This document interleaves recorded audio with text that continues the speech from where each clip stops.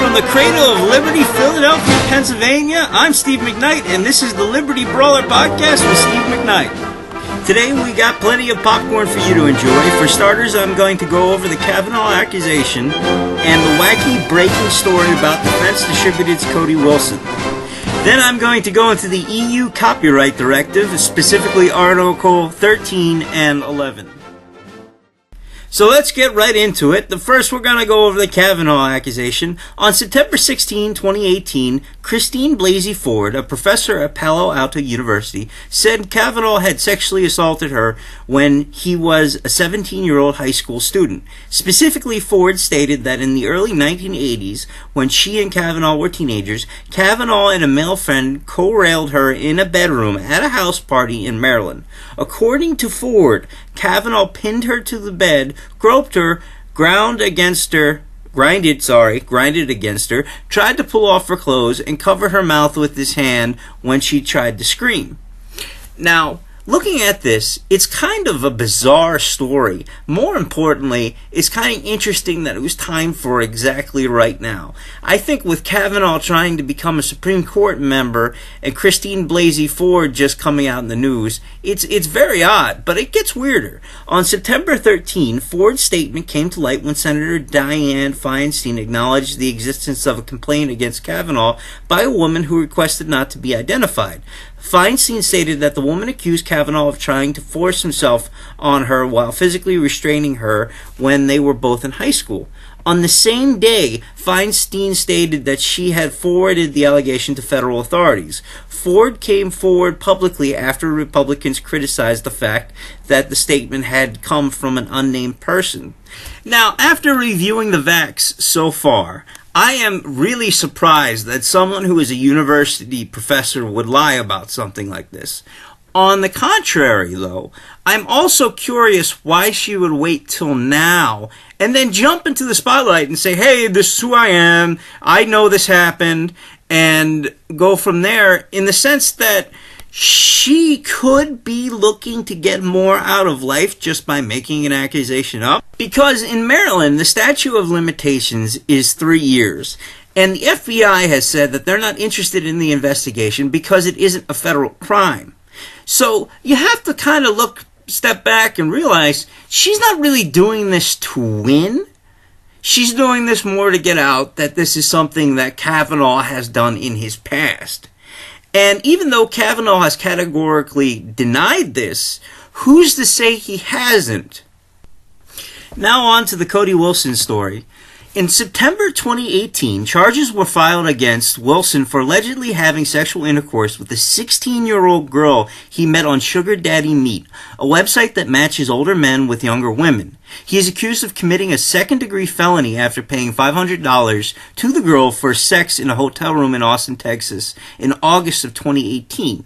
Austin police said they were alerted by a counselor who had been working with the victim.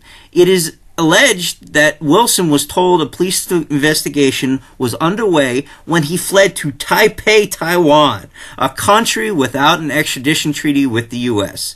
However, he was subsequently arrested in Taiwan by local police when his passport was annulled and handed to the National Immigration Agency charged with a supposed immigration violation. This is because the U.S. government annulled his passport. Taiwanese media reports that the NIA, the National Immigration Agency, plans to deport Wilson to the United States. Okay. I honestly am like, alright, now, don't be calling me Alex Jones. Don't be sending me tinfoil hats. I know this sounds crazy, but I am just absolutely shocked that Cody Wilson would actually do something like that. From what I understand, he has no criminal record, and he doesn't have a history of sexual assault. He's only 30, he's the hot guy on the block for a new concept of how to print guns at home, and he just won his legal battle with the Department of State. What is he doing with a minor? And more importantly, are you sure he wasn't running away from the government in the sense that he was being threatened? I understand that this sounds like I may be defending someone who could have committed sexual assault. I'm not. I'm just saying it's very, very, very odd that in this time frame he would choose to do something so stupid to destroy not only his company, which I was actually kind of happy about. You know, I thought it was kind of neat that you could print 3D guns and the whole 9 yards, and throw it all away just so he could have a little bit of fun with a girl who's 16. Like, this guy couldn't find a girl who was over 18 and legally get into a relationship? I don't know. Something just doesn't smell right. But but I guess we'll have to wait for the arraignment to see what the charges filed against him really are. And more importantly, we're going to see how he defends himself and if this allegation is even true. Because to be honest, a lot of people all of a sudden knew who Cody Wilson was. And again, I know I sound like I'm defending someone who may have committed sexual assault. I am not defending him. If he did do this, I hope he goes to jail for it, because that's a horrible crime. But on the same note, this is someone who is well known, a public figure. He's got a Wikipedia page. He's been all over the news lately. And it's just, something just isn't right with this story. It's just too far-fetched. It's almost like a catch me if you can type thing. And hopefully, when this all comes to light, we get the truth and justice is served. Okay, now on to our final story of the day. We're going to talk about the EU Copyright Directive. If you don't know, the EU Copyright Directive is a proposed European Union directive intended to harmonize aspects of the European Union copyright law and move towards a digital single market. Now, that sounds like big words and legal terms, so I'm just going to break it down this way. There are 2 articles in this directive that I want to highlight. First is Article 11. Article 11 extends the 2001 Copyright Directive to grant publishers direct copyright over online use of their press publications by information society service providers. Under current EU law, publishers instead rely on authors assigning copyright to them and must prove right ownership for each individual work.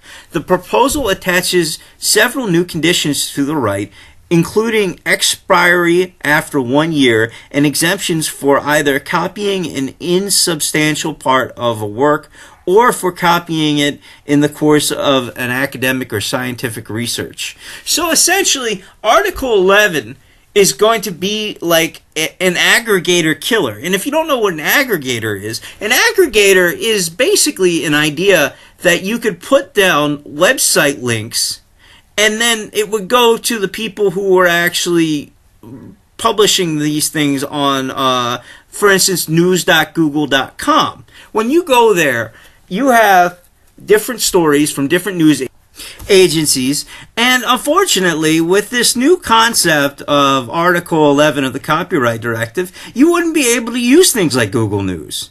Now on to Article 13. Article 13 strips the mere conduit exemption from copyright infringement from for-profit online content sharing service providers. It then goes on to add an exemption to liability for those who implement effective and proportionate measures to prevent the availability of specific works identified by rights holders, act expeditiously to remove them, and demonstrate that their best efforts have been made to prevent their future availability. Now that's where things get crazy. Essentially, in Article 13, what they're trying to do is go after speech. Now, I know you're thinking, well, this is in Europe, what's the big deal? Well, Europe is doing it. What's to say this government wouldn't do it?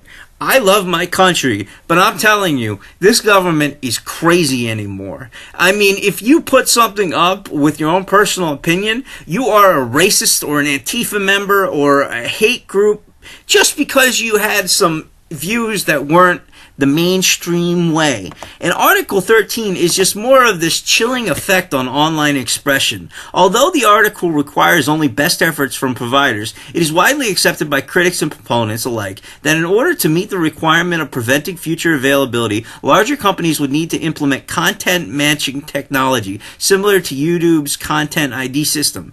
Critics emphasize the issue of false positives within such systems and their inability to account for copyright limitations such as fair dealing, leading to what they allege is a meme ban.